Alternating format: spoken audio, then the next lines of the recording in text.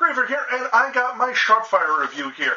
And I'm going to throw out a couple of disclaimers here real quick. One, I'm not a big fan of jolts. So, the Sharpfire was intriguing enough for me where I needed to try it out, despite the fact that it does have basically a jolt plunger system.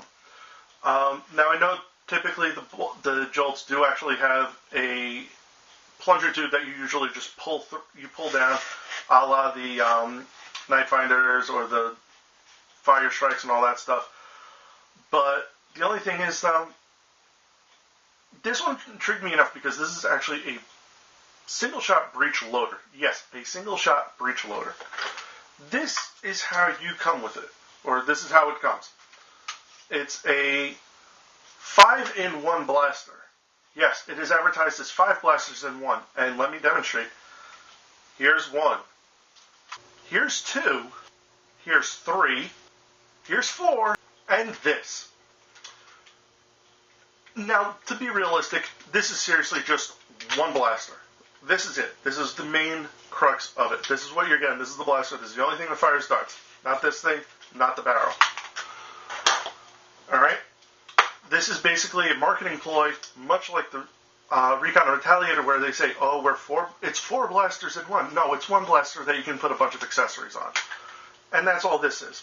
It's a useless stock where, and I will show you the reason why, because I have a couple of darts here. I'm only going to put them in what I like to refer stupid spots.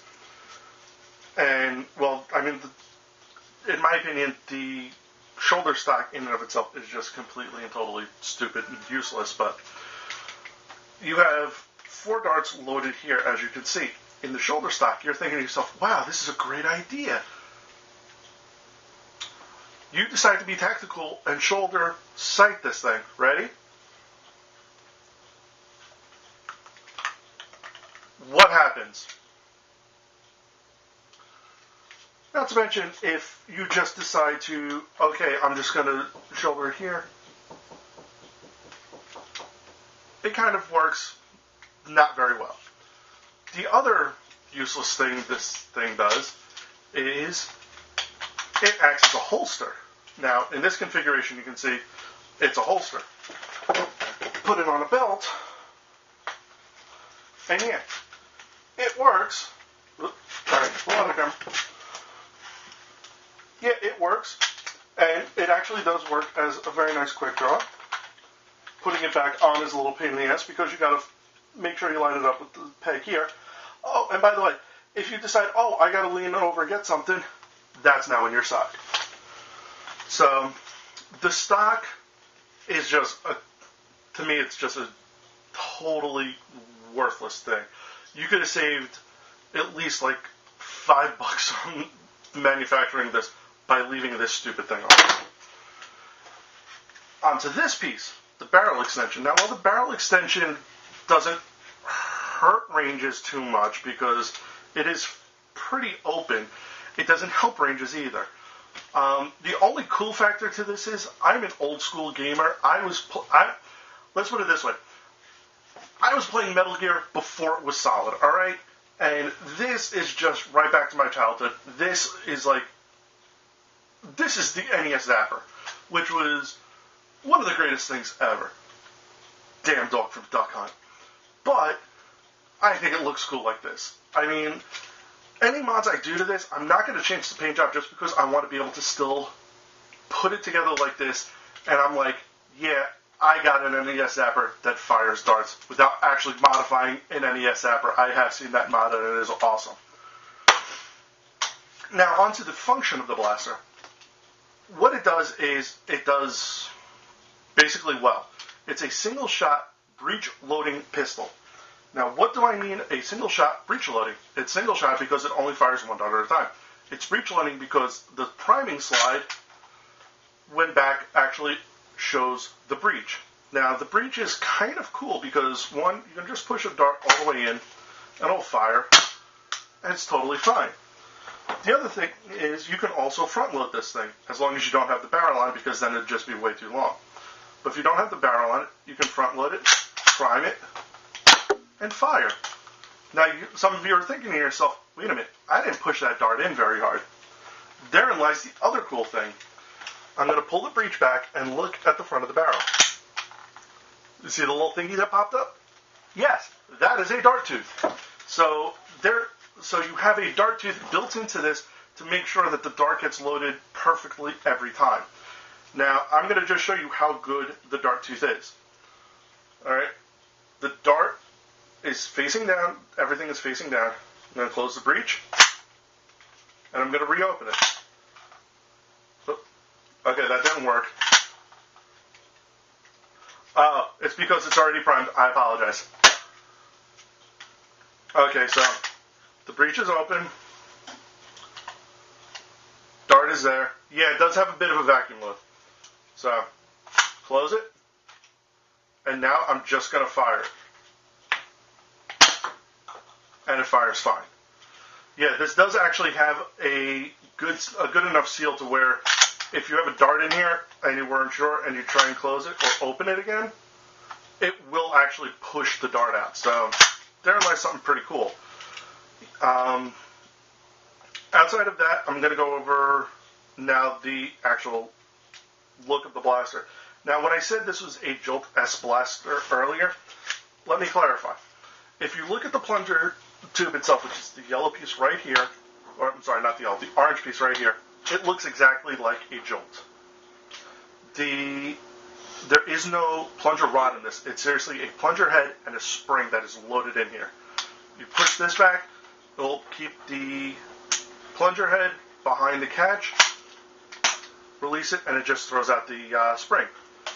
So I'm going to show you what the internals of this thing look like, and then I'll just give you my final thoughts, because really it's very minimalistic in here, and you'll see in a moment. Okay, for sake of time, I've already gone and unscrewed things. You got 2 screws in the slide here. You have one at the front tip that slides here. So once you take the screw out, you can just take that right off. And then the back piece here, you have 2 screws holding that in. Unscrew that, slide that off. You got that. And then it's basically just the 1, 2, 3, 4, 5 screws, and that's it. There is no screw up front here. Now, when you open it up, this is what you're basically working with. You have the dart tooth, which pops up. You have the dart tooth, which pops up right here. The ratcheting system for the breech itself. Your trigger, which seems to be obnoxiously large for what it needs to. Your catch here, and then down here is just the button and piece for your useless, pointless, I can't think of, wow, I just brain farted. The stock, that's it. Wow, getting old. Anyway, this is basically the internals you're working with. There's nothing really you can do to upgrade anything here except maybe upgrade the catch spring if you're going to put a stronger spring in here.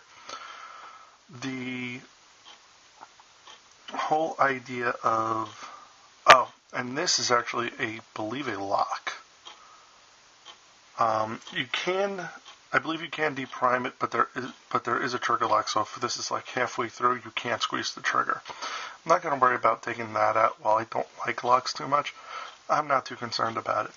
Now what I'm going to do is I'm actually going to go ahead, I'm going to close this up, and then I'm going to show you the plunger assembly, because this is actually one solid piece. You can't open it. Only way to open it is there are 4 screws in the back here, and I don't want to do that because then everything's going to fall out and it's going to be a big mess. So I'm going to close this up, and then I'm going to unscrew the back, and I'm going to show you the plunger and the spring. Okay, so I've screwed everything back together. It goes back very simply.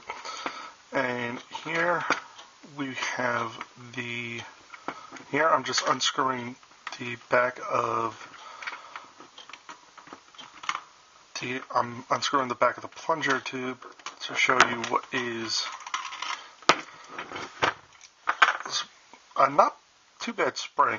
This is the spring that it comes with. This is the back of the plunge, and then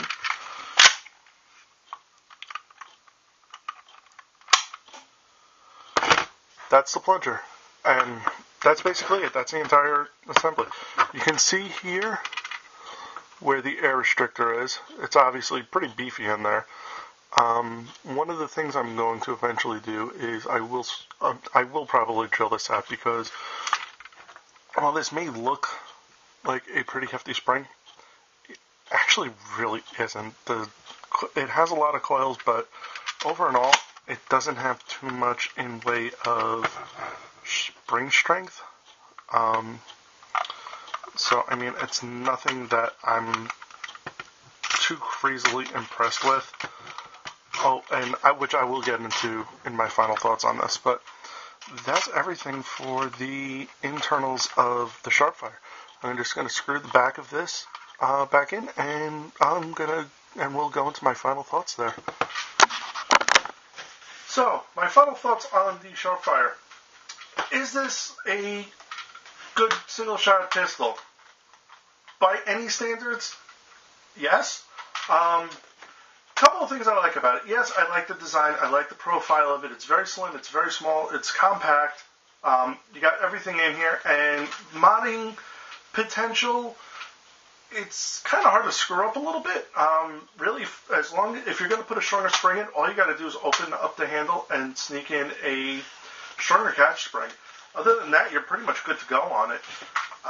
Outside of that, there's nothing really much more you can say about it. I mean, it's good. It's a little overpriced in my opinion, because this retails for about $15 at Target, which is where I picked mine up at. The reason I say it's overpriced is because for this, you're pretty much, all you're getting is a breech loading night finder. And I say night finder because if you notice, this has a gray trigger. No, I did not get this from Australia or overseas. This comes like the gray trigger. Why? Because if you look everywhere on here, including the packaging, this is not, and I repeat, not an elite blaster. Again, this is not an elite blaster. You're not going to be able to hit 70 feet with it. If you hit 40 feet, I'll be impressed. But that's why I was also saying earlier with the spring, yeah, it looks beefy, but if you saw, I was compressing that so easily in my hand. So, will this benefit from spring upgrade? Absolutely. Will you have to do some tweaks if you do that? Absolutely. Another thing is, now the reason I did get this is because I did see a couple of people do brass breech mods on this. And I gotta say, that is actually pretty cool. As soon as I get some brass, I'm definitely going to be doing that to this. Upping the spring just so I can have, a single shot, good range pistol, where it's just, bam, done. Over and all, I would say this. If you really, really like this design and you really, really, really want it, I am not your father. If you're going to buy it, just buy the damn thing. My humble opinion, though, is it's not going to be for everybody. If you really like pistols and you want to do the brass breech mod on it, yeah, go for it. I would advise trying to look for it at maybe Goodwill or online or something, maybe for cheaper. I honestly would not recommend paying $15 for this thing. Get it on sale, get it at Goodwill or, one of those, get it off of a trade forum or something for $10 or less. Definitely. You don't need that asinine stock for it. And if you can get the barrel extension for it, it's just, 5 extra cool points or whatever. But that's my conclusion on the Sharpfire. Thank you very much for watching. I hope you enjoyed it. If you did, please like and subscribe, and I'll catch you guys next time. Later.